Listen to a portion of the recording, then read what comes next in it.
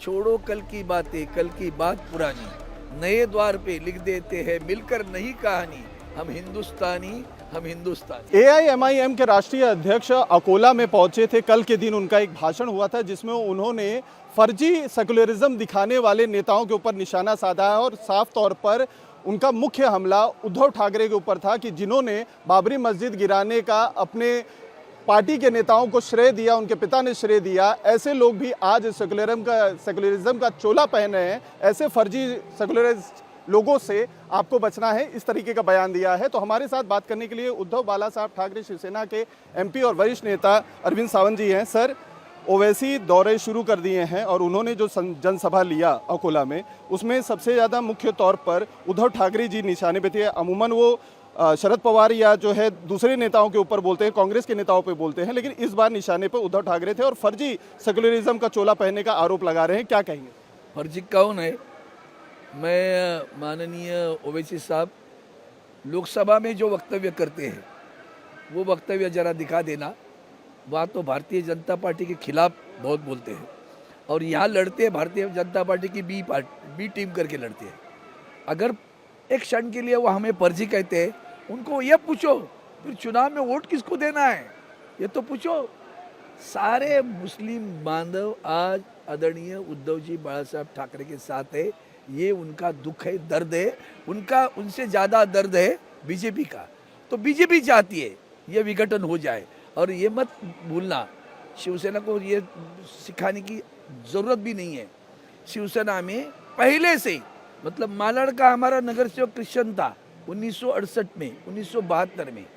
मैं आज बता रहा हूँ उनको, हमारे विधायक, हमारे जिला प्रमुख थाने के साबिर भाई शेख, वो हमारे जिला प्रमुख थे शिवसेना के। बाद में विधानसभा के विधायक बने, बाद में मंत्री बने शिवसेना के। ये इतिहास ओवैसी जी को नहीं मालूम होगा।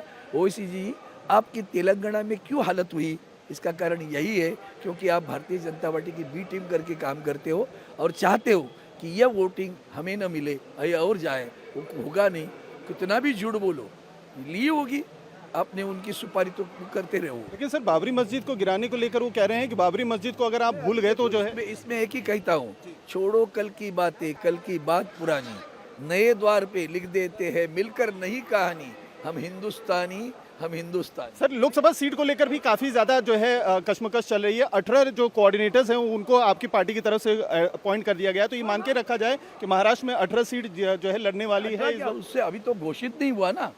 अभी जब उसके तीनों पार्टी के लोग इकट्ठा बैठेंगे, वंचित के भी चौथा है, सब इकट्ठा बैठेंगे, जो डिस्ट्रीब्यूटर उसका बंटवारा घोषित करेंगे, तब पता चलेगा सही में कितना है। हम अपने लिए नहीं सोचते, हम पूरा गठबंधन का सोचते हैं। तो सभी लोग चुनकर आने चाहिए। कोऑर्डिनेटर में सर 6 लोकसभा की सीटें हैं मुंबई में, लेकिन 4 को ही रखा गया है। आपकी जो लिस्ट आई हो उसमें से तो 2 सीटें, 3 लड़े थे, उल्टा अभी हम 4 लड़ रहे हैं। ये तो सोचो।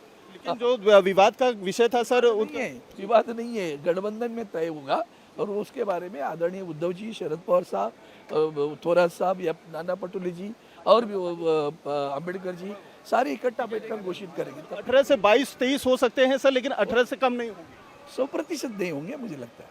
हमसे बात करने के बहुत बहुत शुक्रिया। तो ये थे अरविंद सावंत, जिनका साफ तौर पर कहना है कि जो लोकसभा सीटों का अभी बैठक है महाविकास अघाड़ी को लेकर, अलायंस को लेकर, उसमें अभी चर्चा चल रही है। फाइनल फिगर नहीं कहा जा सकता है। हालांकि 18 जो कोऑर्डिनेटर्स हैं महाराष्ट्र के, वो शिवसेना उद्धव बाला साहब ठाकरे की तरफ से अपॉइंट कर दिए हैं और बातचीत के बाद ये नंबर बढ़ भी सकता है, लेकिन 18 सीट तो शिवसेना की रहेगी। इसका पुष्टि अरविंद सावंत ने कर दी है। कैमरामैन रवि बिंद के साथ अतु सिंह, इंडिया टीवी मुंबई।